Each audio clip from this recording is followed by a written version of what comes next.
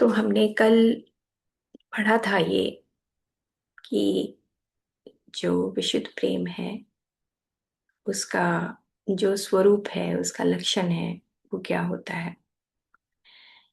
तो अनादि अनंत, है ना।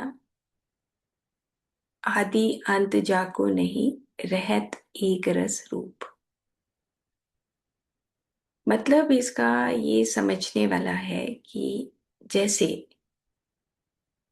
एक सेकंड होता है ना, मतलब अगर हम टाइम, अभी टाइम को सीखना है, मतलब जैसे टाइम में एक सेकंड होता है, और एक सेकंड के अंदर भी जब हम कोई घड़ी का काउंट लगाते हैं कहीं पर भी, जैसे मान लो हमें स्पीच देनी है, मान लो हम कोई ऐसा काम कर रहे हैं जिसमें हमारा टाइम काउंट हो, तो हम उस एक सेकंड, फिर 2 सेकंड, फिर 3 सेकंड, फिर 4 सेकंड, मतलब संपूर्णता होती है ना। जैसे 1 मिनट में 60 सेकंड होते हैं, तो 60 सेकंड को अगर हम कहीं नहीं 59 कर देते हैं तो नहीं होता वो, है ना। मतलब 1 मिनट में हमारे 60 सेकंड ही होने चाहिए, और 1 घंटे में हमारे 60 मिनट होने चाहिए,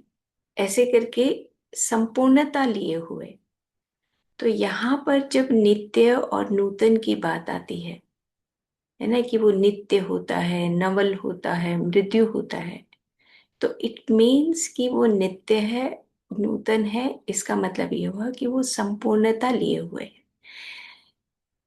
जैसे हम किसी को पानी देते हैं ना, तो हम अगर आधे अधूरे मन से दें कि चलो दे देते हैं, कोई बात नहीं, हमारी ड्यूटी है, तो हम उसको नित्य और नूतन नहीं कहेंगे, क्योंकि हम अपने उस संपूर्ण भाव से सामने वाले को सुख नहीं दे रहे हैं। अब ऐसा विशुद्ध प्रेम जिसमें संपूर्णता हो, जो कभी मिटे नहीं, है ना, वो अनादि और अनंत होता है, जो मिटता नहीं, वो एक रस रूप है। मतलब हम अगर हाफ हार्टेडली किसी को सुख दे रहे हैं कि चलो ठीक है, मेरी जिम्मेवारी है, मैं खाना बना देता हूँ, मेरी जिम्मेवारी है, मैं बच्चों को पढ़ा देता हूँ, मेरी जिम्मेवारी है कि मैं ये कर देता हूँ, है ना। लेकिन उसमें हमारा विशुद्ध प्रेम की परिभाषा अगर हम कहें, तो उसमें संपूर्णता अगर नहीं है, तो फिर वो एक सिंपल साधारण एक टेक केयर हो गई, फिर वो विशुद्ध प्रेम की परिभाषा में नहीं आएगा। वो ना नित्य होगा, ना नूतन होगा, और वो जो काम हम सामने वाले के लिए करेंगे वो मर जाएगा, वो शाश्वत नहीं होगा, वो नित्य नहीं होगा, ना आदि ना अंत, ऐसा नहीं होगा।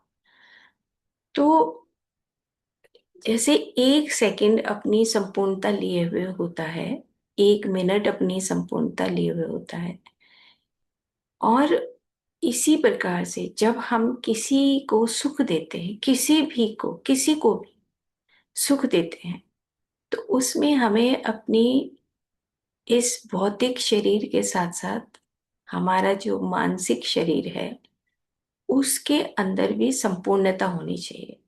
मतलब वो मन मिट जाना चाहिए। जैसे आखिर में जो 2 लाइनें हैं इन्होंने जो लिखी, जेहि तन बन गरजत रहे अद्भुत के हरि प्रेम, तामे पावे रहन क्यों गज बिहन मृग नीम। मतलब जहां पर वो सिंह गर्जना करता हो, तो वहां पे अन्य पशु कहाँ रहे। यानी कि जहां पर विशुद्ध प्रेम आ गया, वहां पर कोई और एग्जिस्ट कर ही नहीं सकता, कोई और भाव आ ही नहीं सकता जहां पे विशुद्ध प्रेम है। अब ये एक प्रैक्टिस है, इस प्रैक्टिस को हमें सीखना है कि हम ऐसा विशुद्ध प्रेम ऐसा कैसे कर सकते हैं, क्या तरीका हो सकता है उसका, क्या रास्ता हो सकता है, हम प्रेम पंथ रीति कैसे करें। ये रीति रिवाज जो बनते हैं, रीतियां बनती हैं, कि ये तो भाई प्रेम की रीति है। तो ये जो रीति बनता है, पंथ बनता है, जो भक्ति मार्ग बनता है, ये एक सिस्टम है, एक तरीका है कि हम किस प्रकार से अपने अंदर उस को जागृत करें, उसको उपजाएं, जो नेचुरली जो हमारे अंदर छुपा हुआ है, लेकिन हम उसको निकाल नहीं पाए क्योंकि सुपरफिशियली हमने अपने मन के हिसाब से आज तक काम किए हैं। तो यहाँ पर स्वामी निरंजन आनंद जी, स्वामी शिवानंद जी, स्वामी सत्यानंद जी बता रहे हैं कि देर आर थ्री एस्पेक्ट और पर्सपेक्टिव ऑफ भक्ति योग। सबसे पहले ज्ञान, यानी कि जो हम आपस में अभी पढ़ रहे हैं, जैसे श्री ध्रुवदास जी की 42 लीला पढ़ रहे हैं, तो उस 42 लीला के पढ़ने से, उन पदों को पढ़ने से हमें अंदर से प्रेम के प्रति जो ज्ञान होना चाहिए, जो नॉलेज होनी चाहिए, वो हमें मिल रही है। एम, नोइंग द एम, आपका एम क्या है? हम अब विशुद्ध प्रेम सीख रहे हैं, हम हमारा एम क्या है, हमारा मकसद क्या है इस विशुद्ध प्रेम को सीखने का? इसका मकसद ये है कि हम अभी तक विशुद्ध प्रेम को नहीं जानते थे, और अब हम जब किसी के साथ व्यवहार करेंगे तो उस व्यवहार में विशुद्ध प्रेम होना चाहिए। तो इसका भी एक तरीका बताया है कि किस प्रकार से आप अपने इमोशंस को, आप अपने उन विचारों को किस प्रकार से एक मोड़ देते हो, और जब आप वो मोड़ देते हो तो उससे सामने वाले को किस प्रकार से सुख मिलता है ना। तो इन्होंने सबसे पहले ज्ञान का बताया कि aspect of knowledge, knowing the aim, theory and scope of bhakti yoga, and understanding how it can be applied in day to day life. तो सबसे पहले उन्होंने कहा कि purity is the main theme of भक्ति।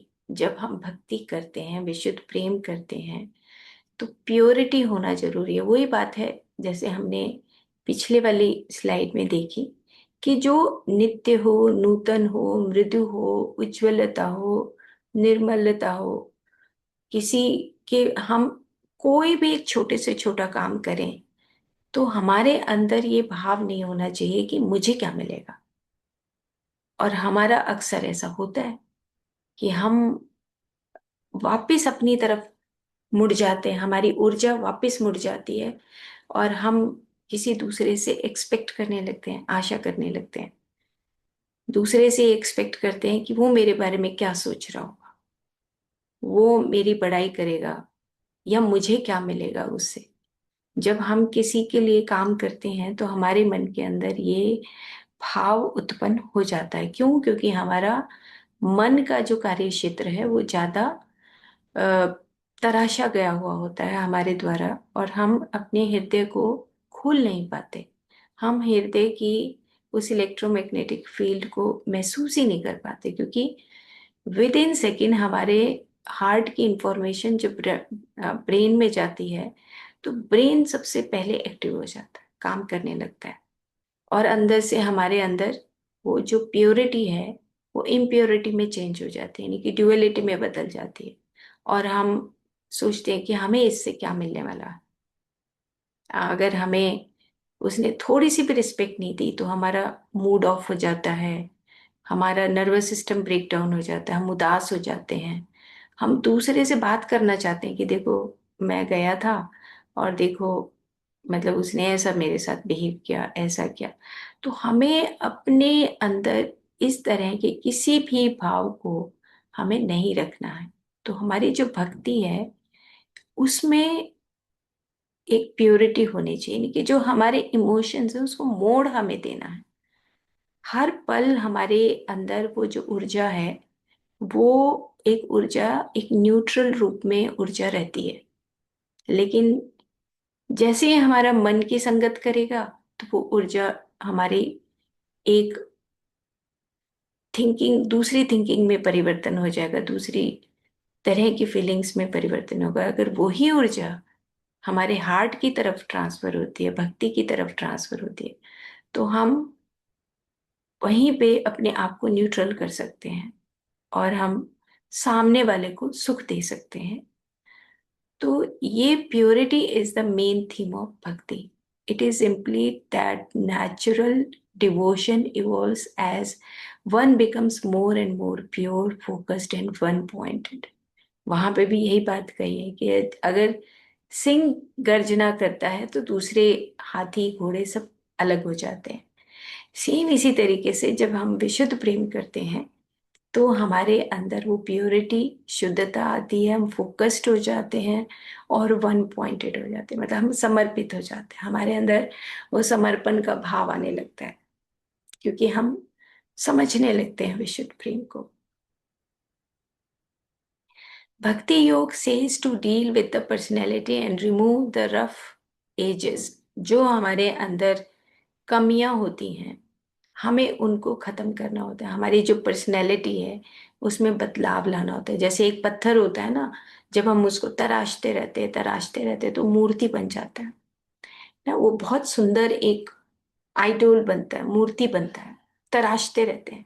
तो हमें विशुद्ध प्रेम सीखने के लिए अपने आप को तराशना है, और जब हम तराशते जाएंगे तो हमारे अंदर ऑटोमेटिकली वो एक ब्यूटीफाई, जिसको हम बोलते हैं कि हमारे जो आर्किटाइपल जो क्वालिटीज हैं, जो गुण हैं, वो हमारे अंदर से प्रकट होने लगते हैं, हम अपने आप को सुंदर बनाने लगते हैं।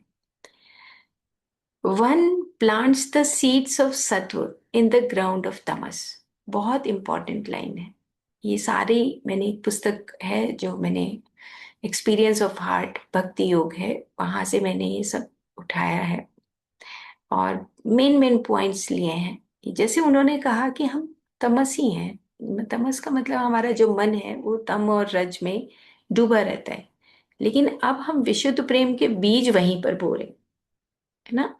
मतलब क्योंकि हमारे, हम तो अभी तक तो विशुद्ध प्रेम को सीख ही नहीं पा रहे थे, तो अब हमें धीरे धीरे ज्ञान से हमें ये पता लग रहा है, विशुद्ध प्रेम के ज्ञान से, कि विशुद्ध प्रेम क्या होता है।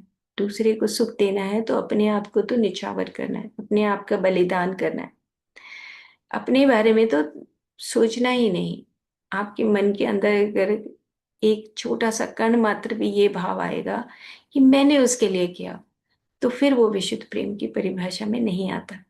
तो वो कह रहे हैं कि आपने तो इस भक्ति को, का जो बीज है, ये आप ग्राउंड ऑफ तमस यानी कि उस तमो में बो रहे हो इस विशुद्ध प्रेम को। Tamas is the soil of one's personality in which one has to plant.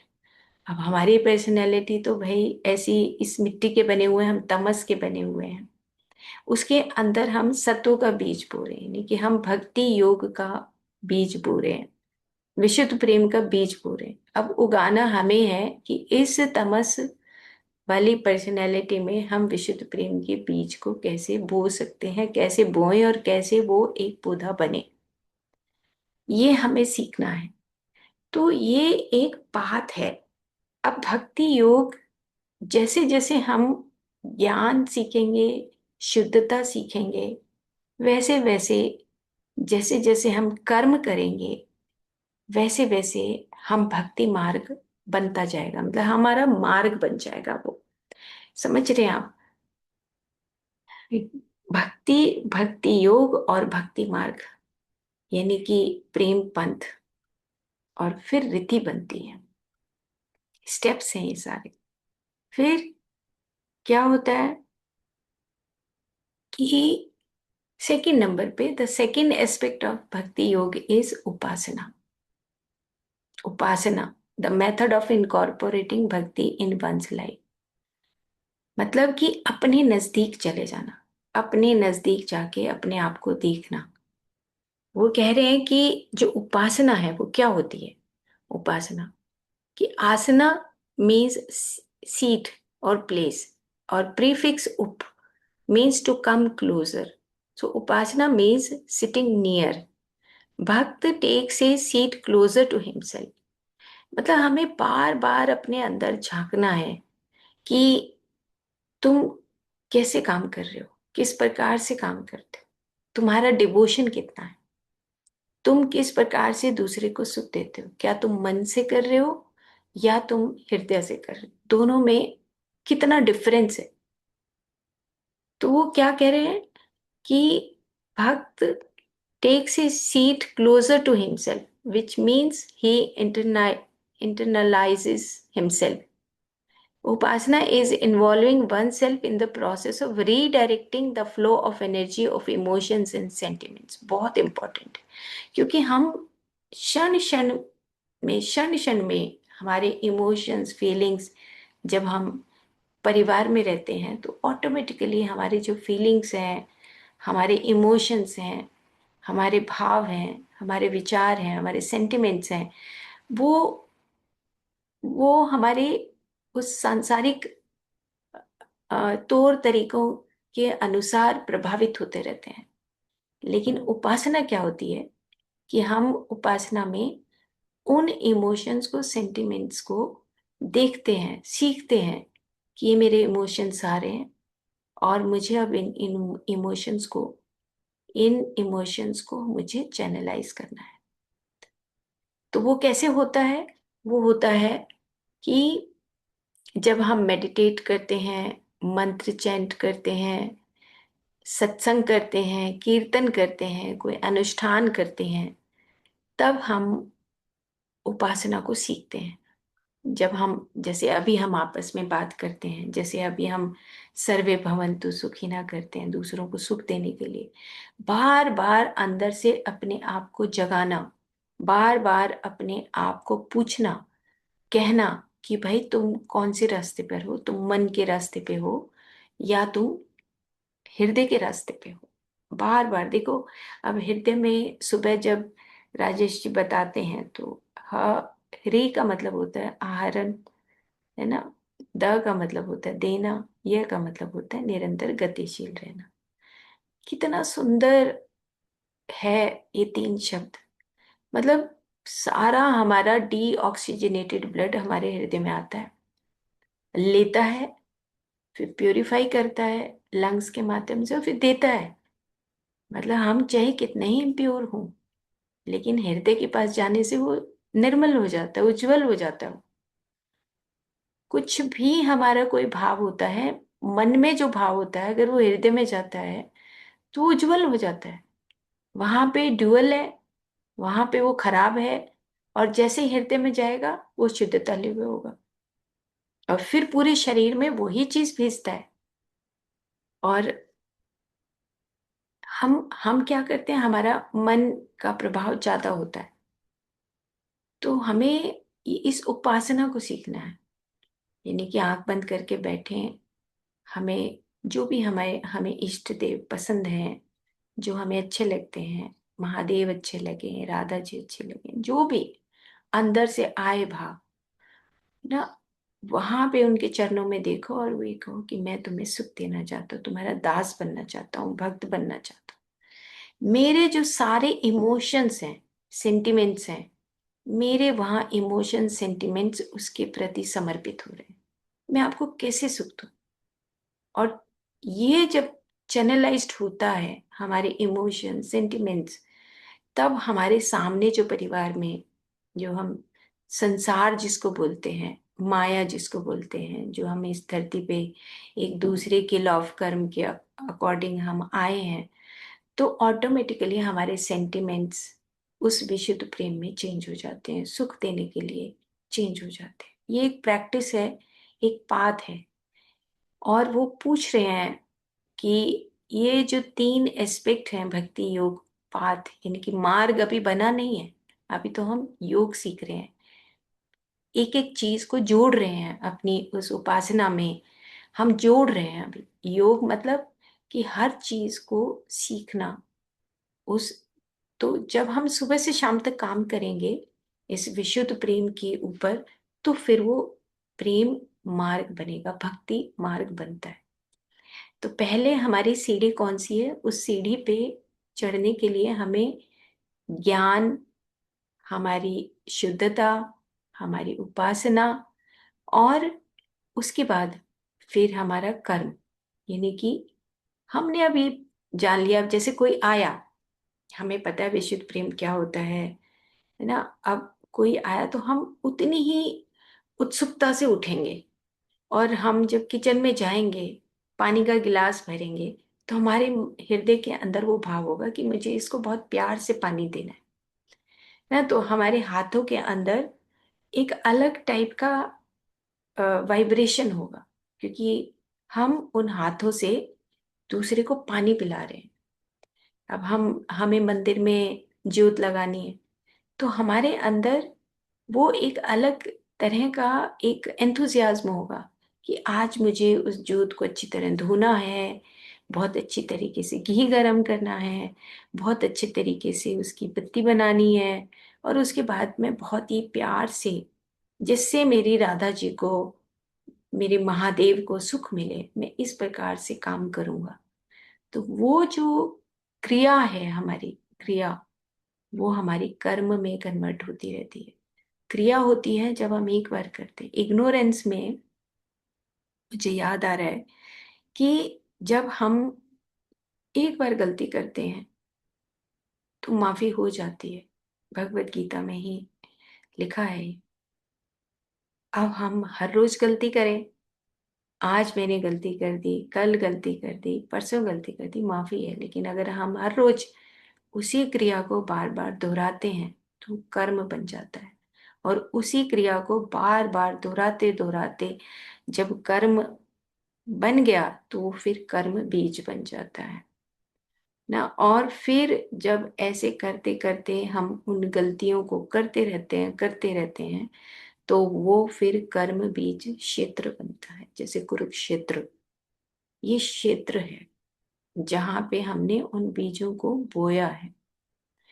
तो क्षेत्र को हटाना, उसको मिटाना, वहां से उन इम्प्रिंट्स को हटा देना मुश्किल है, बहुत मुश्किल है ना। तो इस प्रकार से जो हम काम करें, है ना, तो ये थर्ड एस्पेक्ट ऑफ भक्ति योग है कि जैसे जैसे हम काम करेंगे, अपनी इन कर्म इंद्रियों का इस्तेमाल करेंगे, वैसे वैसे हमारा कर्म पकता चला जाएगा विशुद्ध प्रेम की तरफ। तो ये तीन रास्ते हैं जो हमें भक्ति योग के सीखने हैं।